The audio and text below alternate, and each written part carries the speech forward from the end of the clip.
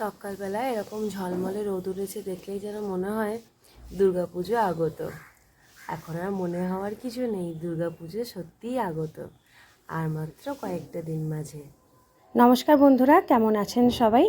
তুলির কথার আরও একটা নতুন ব্লগে আপনাদের সবাইকে স্বাগত জানাই। আশা করছি সবাই ভালো আছেন, সুস্থ আছেন। সেদিন যে গাছটা কিনে নিয়ে এসেছিলাম স্পাইডার, সেটাকে আজকে এই আউল মোটিভের টবটার মধ্যে বসিয়ে দিয়েছি। কি সুন্দর দেখতে লাগছে দেখুন। আমি খুঁজছিলাম বেশ কিছুদিন ধরে যে এই টবটার মধ্যে কী ধরনের গাছ লাগানো যেতে পারে। দেখে মনে হলো এটা বেশ ভালোই লাগবে। আমার জানলায় আরও একটা নতুন গাছ, আরও একটা নতুন টব যোগ হলো। কী যে ভালো লাগে এখন এই জানলাটাকে দেখতে, যেন মনে হয় অনেকক্ষণ ধরে ওটার দিকে তাকিয়েই বসে থাকি। জায়গা সাজানো গোছানো থাকলে দেখতে সত্যিই ভালো লাগে, কিন্তু সব সময় সব জায়গাটা গুছিয়ে রাখার সময় করে উঠতে পারি না। জানলাটা খুব ধুলোও হয়েছিল, আজকে একবার ভালো করে মুছে দিলাম। এবার যাব দুপুরের খাবার খেতে। আজকে রান্না হয়েছে ভাত, উচ্ছে আলু মাছের তেল দিয়ে একটা চচ্চড়ি মতন রান্না, মাছের ঝোল আর লেবু লবণ। ও একা একা ছাদে গিয়ে এইসবই করে, কেমন চুপ করে দাঁড়িয়ে আছে দেখো। এখন যদি বাইরেটা দিয়ে চলে যাই দেখবে একদম হঠাৎ করে একটা হাসবে, হেসে লাপাতে লাপাতে চলে আসবে। সে কবি কবি ভাব, ছন্দের অভাব। দেখছে দেখো আমাদেরকে, বুঝতে পারছি না, কিন্তু চোখে ছবি তোলা হচ্ছে, ঠিক আছে? আমরা কিছু ভিডিও দিচ্ছি। আবার হেভি চালাক, বুঝতে পারলেও পারতে পারে। হেভি চালাকের চালাক। ও পর্দার কালারটা, ড্রেসের কালারটা দেখো সেম।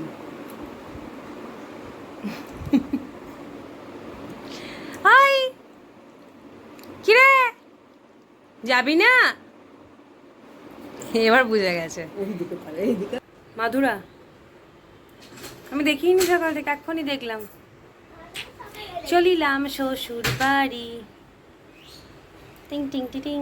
বেটু চ, আয়, লেট হচ্ছে, আয়। কি নামুক, চ। আসছি মা, টাটা, বাই বাই। সাবধানে যাবে আর সাবধানে আসবে। এই বৃষ্টিটা নেমেই গেল, বৃষ্টিটা নেমে গেল। আজ আমি যাচ্ছি শ্বশুর বাড়ি, বেটু যাচ্ছ নিজের বাড়ি। কালকে আমাদের যুদ্ধ আছে, যুদ্ধ শেয়ার করবো আপনাদের সঙ্গে। হে নাম রে,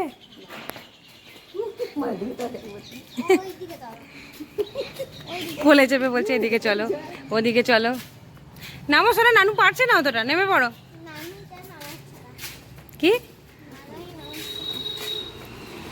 কি অবস্থা, আদরে একেবারে চাদর ভিজে যাচ্ছে। যাত্রা শুরু করলাম প্রতিদিনের আমার সেই চেনা একই রাস্তা ধরে। এই রাস্তা ধরে আমি প্রায় দিনই যাই। ও বাড়ি যাওয়ার সময় এই দিকেই যেতে হয়, আপনাদের সঙ্গেও মাঝে মধ্যে শেয়ার করি। তবে যেহেতু আমি স্কুটিতে যাই, তাই ভিডিও করাটা আমার পক্ষে হয় না। আর রাস্তার চারধারটাও আমি ভালো করে দেখতে পারি না, কারণ আমার ফোকাসটা থাকে সামনের দিকেই। তবে আজকে টোটো করে যাচ্ছি বলে রাস্তার চতুর্দিক একদম সুন্দর করে দেখতে দেখতে উপভোগ করতে করতে যাচ্ছি।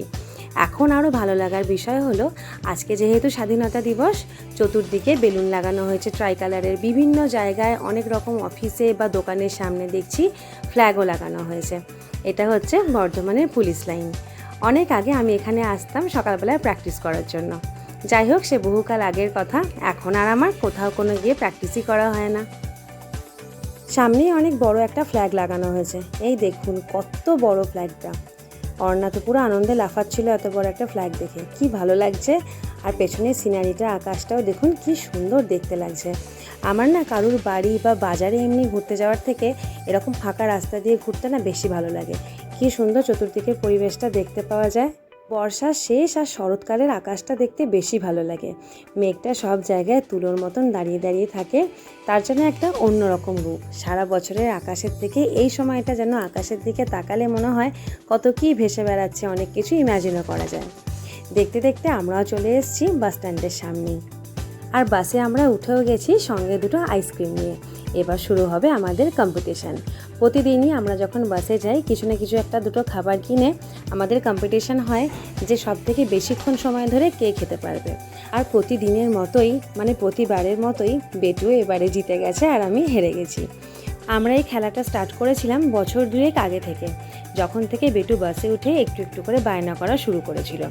তখনই যাও কিছু একটুখানি খাবার নিয়ে আসতাম দুজনের আলাদা আলাদা করে, আর বলতাম যে এটা কে কত বেশিক্ষণ ধরে খেতে পারবে, তাহলে সে জিতবে। আর যেটা আনন্দে ও এমনিতেও খুব আস্তে আস্তে খেত, আর তাতে করে বাসে থাকা অনেকটা টাইমও আমাদের পাস হয়ে যেত, আর অন্যান্য যে খাবারগুলো উঠতো সেগুলো কেনার আর কোনো রকম বায়নাই করতো না। সব জমিতেই ধান রোয়া বা রোপণ করা হয়ে গেছে, একদম সবুজে সবুজ লাগছে প্রত্যেকটা জমি, কি সুন্দর দেখতে লাগছে না? কিছুদিন পর আস্তে আস্তে পুজোর সময় দেখবো ধান গাছগুলো বড় হয়েছে। সব থেকে ভালো লাগবে শীতের সময়, তখন একের পর এক জমি সব দেখা যাবে একদম হলুদে হলুদ, ধানগুলো যখন পেকে যাবে।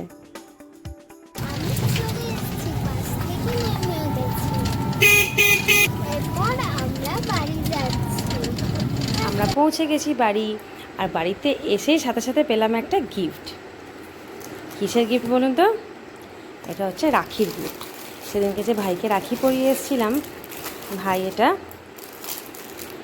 নিয়েছে অনলাইনে, দিয়ে এখানে রেখে দিয়েছে। আজকে আসার সাথে সাথেই একটা সুন্দর গিফট পেলাম, আমার তো বেশ ভালো লেগেছে। নতুন বাড়িতে লাগাবার জন্য সুন্দর একটা জিনিস, কি সুন্দর দেখতে না? গিফট পেতে কার না ভালো লাগে বলুন তো? বিশেষ করে যদি আবার হয় সারপ্রাইজ গিফট, তাহলে তো আরও বেশি ভালো লাগে। খুব সুন্দর হয়েছে এটা। আর এই গিফটগুলো হচ্ছে অর্ণার জন্য, নিয়ে এসছে অর্ণার মণি, একটা রং তুলি আর একটা বেশ অন্য রকমের স্কেল। এখানে অনেকগুলো পাজেলের মতন ছিল, যেগুলো বেটু অলরেডি খুলে খেলতে শুরু করে দিয়েছে। না ঠিক কর, পাজেলটা ঠিক করো। কোনটা? ওটা হয়তো বের করা যাবে না, ওটা হয়তো ওখানেই থাকবে। এই তো বার করা যাচ্ছে, তুমি পারো নি। এটা কে? হ্যাঁ, যা মুখটা দেখা গেল না, পেছন দিকে মুখ দেখতে হবে।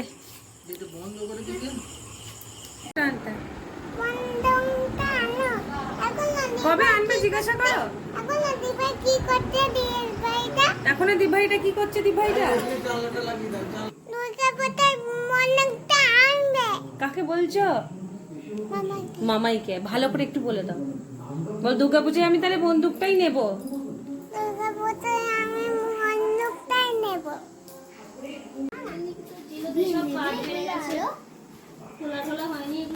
এগুলো কি? হ্যাঁ, এগুলো কি গো? এগুলো টাকা তো। কে? দিভাই তুমি নিয়ে নিয়েছো? আর এইগুলো দিয়ে কটা চকো হবে বলতো? এই টাকাগুলো দিয়ে তোর জন্য কি আনবো বলছিস না? কি আনবো? ও কিছুই খাবে না, তাই বলছে না। এটা তো আমি একটা চপ খাবো ভাবছি। খাবি চপ? না না, কেন? ছাড়। সব ঝাল? তাহলে আমি ভাবছি একটা রসগোল্লা খাবো। রসগোল্লা তো ঝাল। ওটা কইলে তো ভালো। হ্যাঁ, ওটা কইলে ভালো। ভালো না? তুমি একটা রসগোল্লা খাবে কি? না না, আমি দরটা খাই। আমি দর খেয়েছি, তো মুড়ি খেয়েছি, দর খেয়েছি। দিদির রসগোল্লা খাবে না? তাহলে তুমি কি খাবে একটু? আইসক্রিম? আইসক্রিম খাবে? না না, আইসক্রিম তো ঠান্ডা, আইসক্রিম কি করে খাবে বলো? আইসক্রিম খাবে তুমি? একটা ফিতে দিতে হবে, দেখবে উঠে আরাম হবে। ফ্রিজে দিয়ে খেলে তারপর আরাম হবে? আর দিয়ে ঠান্ডা লেগে যাবে তো। তো ঠান্ডা লাগবে না। ঠান্ডা লাগবে না? ওই কাকা এনে তাহলে তোমার জন্য কি আনবো একটা আইসক্রিম? না না, আনবো না? আমার দেখ হ্যাঁ, তাহলে আনবো আইসক্রিম, একটা কিনে আনবো। হ্যাঁ, তাহলে একটা সেটা বলো, একটা আইসক্রিম আনবো। আর চকো মামায়ের তো আজকে সবাইকারই খাওয়াবার কথা, সবাইকে কি বলছে জিজ্ঞাসা করো তো। তো তুমি একটা ফুচকা খাবে? ফুচকা? হ্যাঁ, ফুচকা খাবো। এটা তো দিতে হবে টাকাটা। তো টাকাটা দাও, কিন্তু ফুচকাটা কে আনবে? দাঁড়া, ফুচকা বালা একটা ফুচকা ভালো আসো, চলো আমরা তাহলে ফুচকা ভালো। আমাদের পাশ দিয়ে যে পেরোয় ও দাঁড় করিয়ে দেয়, ওই ধরো ঘোরাঘুরি করছে কুকুরটার মধ্যে, আমরা ঘরের ভিতরে আছি, ও দাঁড় করিয়ে আমাদেরকে ডাকতে আছে। টাকাটা এই টাকাটা তোর দিয়ে ভাই এই টাকাটা দিয়ে আমরা অনেকগুলো ফুচকা খাবো। হ্যাঁ চলো খেয়ে আসি। ও মেয়ে ঝুলনে কথা বলতো কিন্তু এত নয় মনে হয়। আমরা ঝুলনে গেলাম কিন্তু মেয়েদের ফুচকাটাই খাওয়া আমি ওরে এত কটর কটর কথা এইবার শুনছি, আগের বারেও অল্প অল্প বলছিল। টাইম লাগে ইয়েতে। ফ্যানটা চালা, ফ্যানটা চালা। এ তাহলে চল ফুচকাটা খেয়ে আসি। লালা একটু ফ্যানটা চালু করো। হাবিয়ে যাচ্ছে। একটু হাঁপিয়ে গেছো? ওই দিভাই বিরক্ত করছে, তোকে বিরক্ত করছিস? শুয়ে যাচ্ছে। ও শুয়ে যাচ্ছে, তাহলে তোর জন্য ও ঘুমিয়ে গেছে। দিভাইকে ঘুম পাড়াচ্ছে। কি বলো? দাঁড়াও ঘুম পাড়াচ্ছে, দাঁড়া দিভাইকে। ঠান্ডা লেগে যাবে। হ্যাঁ আইসক্রিম খাওয়া যাবে না, ফুচকা খাবো। খাবি না? না, ঠান্ডা লেগে যাবে। তাহলে কি খাবি? তাহলে কি খাবে আমি বলে দাও।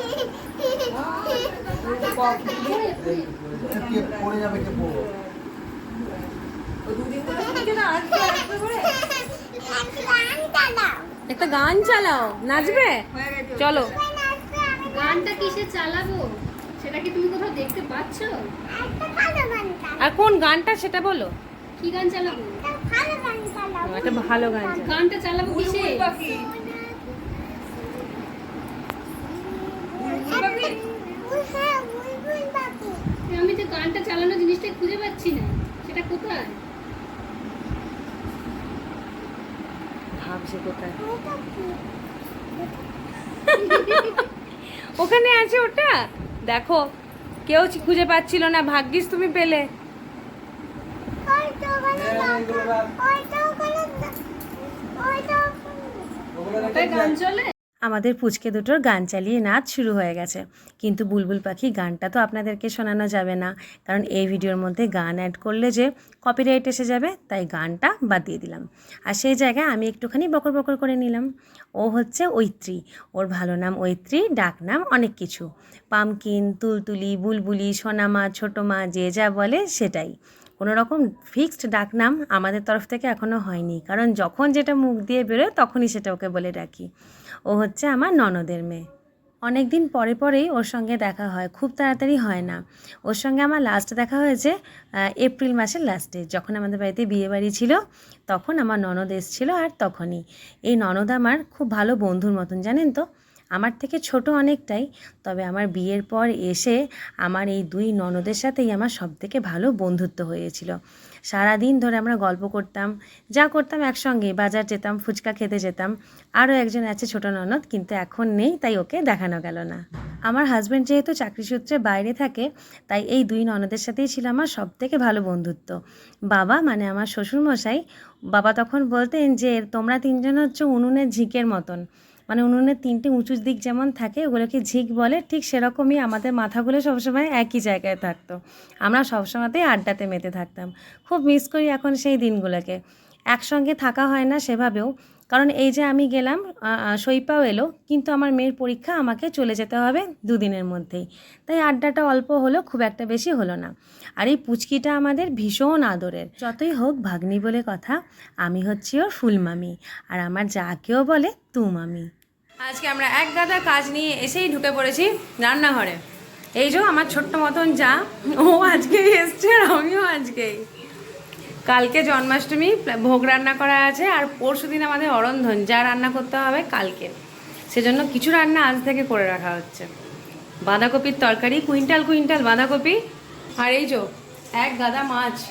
এই মাছগুলোকে এখন ভাজা হবে, তারপর ঝোল ঝাল তরকারি টক যা হবে সেটা করতে হবে। মাছগুলো ভালো করে ধুয়ে নুন হলুদ মাখিয়ে নিচ্ছি, তারপরে মাছগুলোকে ভাজবো।